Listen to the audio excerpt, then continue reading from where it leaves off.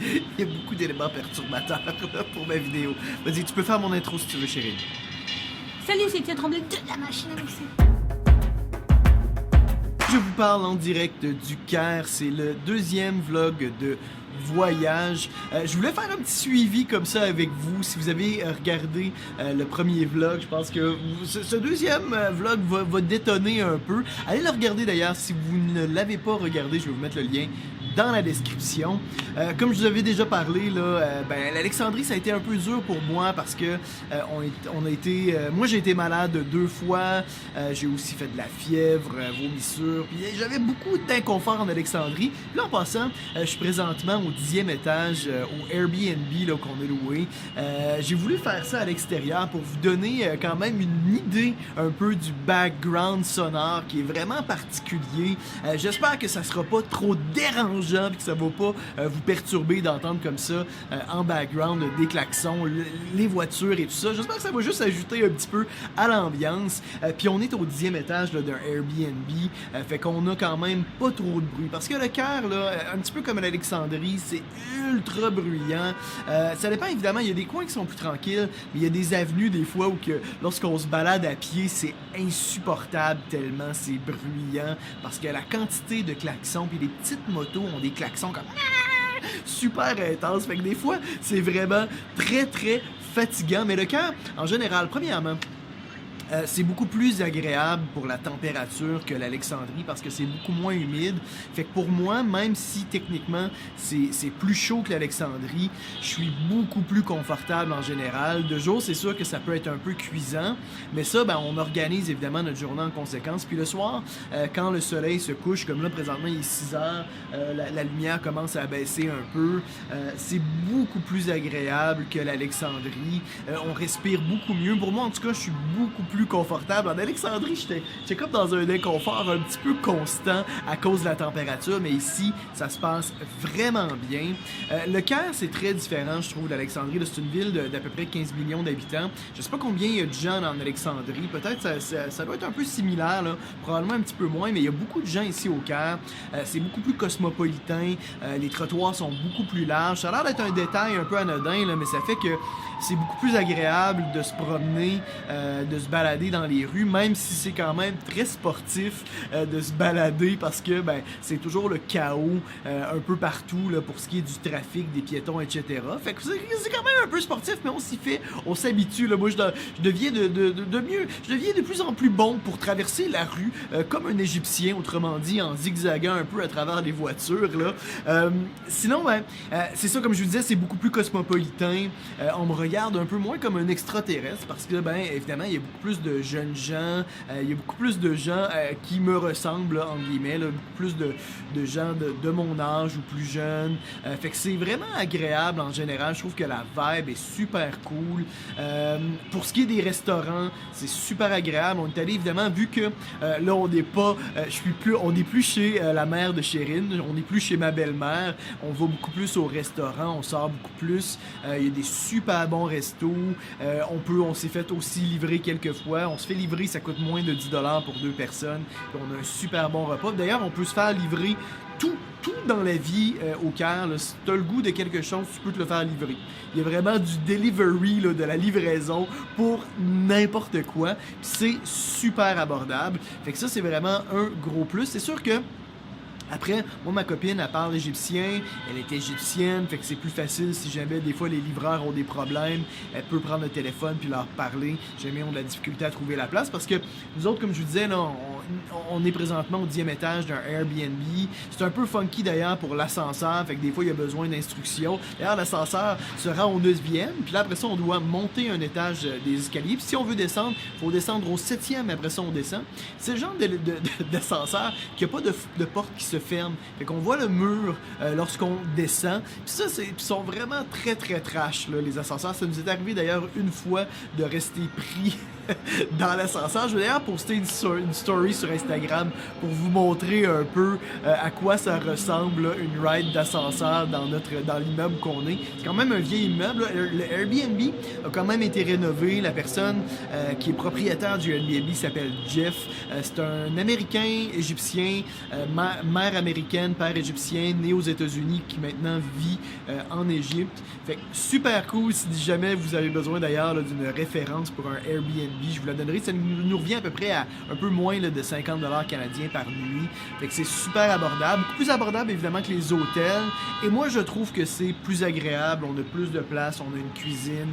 Fait que pour le matin, si on veut se faire un café, on veut se faire à déjeuner, c'est vraiment agréable. Sinon, généralement, on va quand même sortir ou se commander de la bouffe parce que c'est tellement pas cher. Et la nourriture est vraiment délicieuse. Il y a d'ailleurs un restaurant qu'on a essayé qui est Abou El Cid.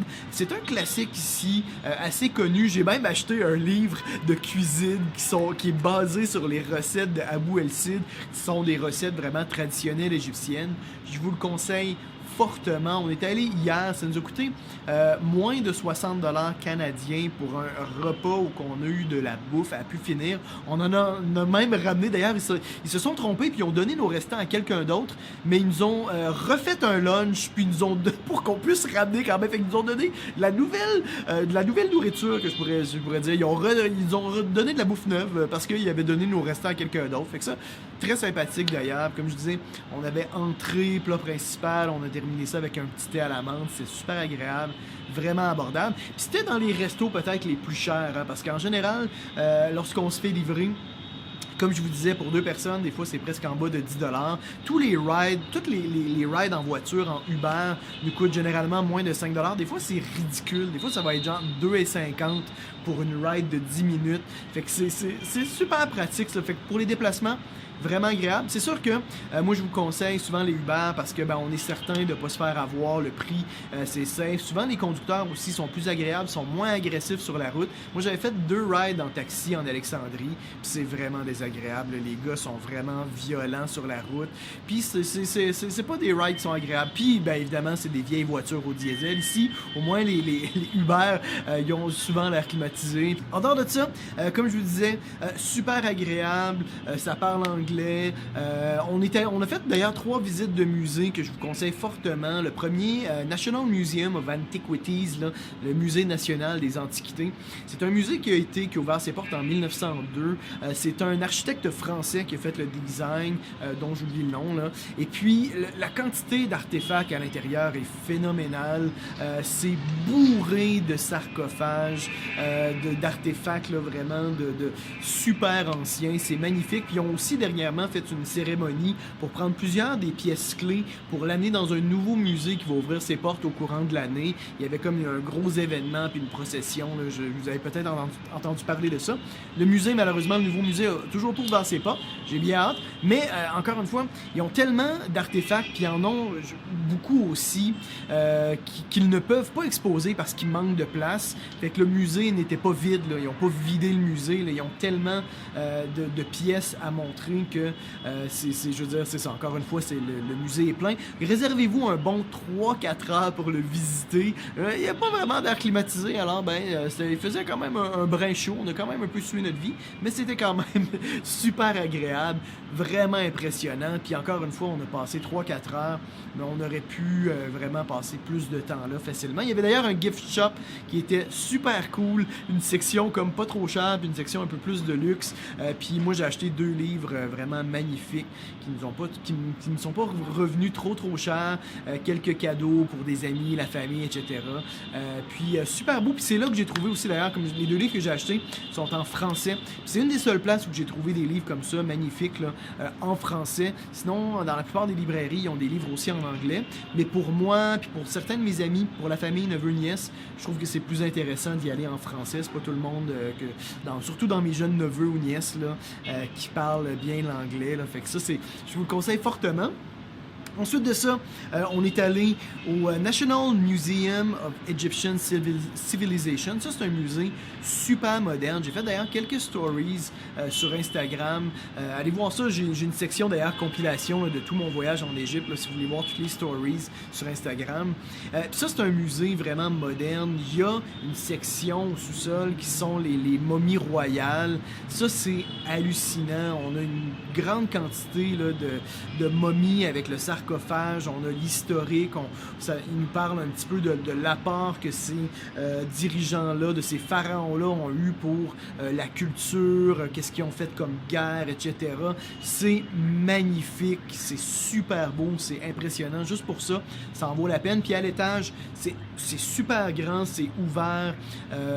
Au niveau des displays, là, de tous les présentoirs, c'est super aéré. Moi, je l'ai trouvé vraiment agréable parce que je trouvais que la présentation respirait beaucoup plus que le National Museum, que le musée, le National Museum of Antiquities, là, dont je vous ai parlé en premier. Fait que donc, Musée national de la civilisation égyptienne, c'est vraiment un must. Et aussi le Musée national des antiquités, aussi 2 musts, ça vaut vraiment la peine. On est allé aussi aujourd'hui au Musée national d'art islamique. C'était intéressant, c'était vraiment pas mal. Si jamais l'histoire de l'islam vous intéresse, de voir un petit peu ça a été quoi l'impact de l'islam sur l'art, sur la culture, puis on voit aussi l'art selon les différents mouvements, les différentes époques. Ça, j'ai trouvé ça intéressant. C'est pas un gros coup de cœur, mais quand même agréable, ça vaut la peine. C'est quand même vraiment pas cher. C'était genre, je pense, 120 Egyptian Pounds, un genre de 10$ canadiens. Fait que pour le prix, je trouve que c'est quand même une belle visite. Ça en vaut la peine quand même là, en général.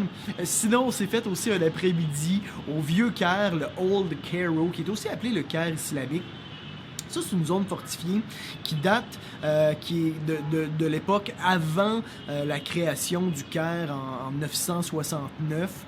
C'est ultra typique, c'est magnifique. Là aussi, il y a des mosquées qu'on peut visiter qui sont des œuvres d'art à couper le souffle. C'est des trucs de malade. J'ai aussi fait quelques images que vous pouvez voir là, dans les stories sur Instagram de la machine à mixer. Là. Puis ça, c'est vraiment à couper le souffle. Il y a évidemment une foule de commerces.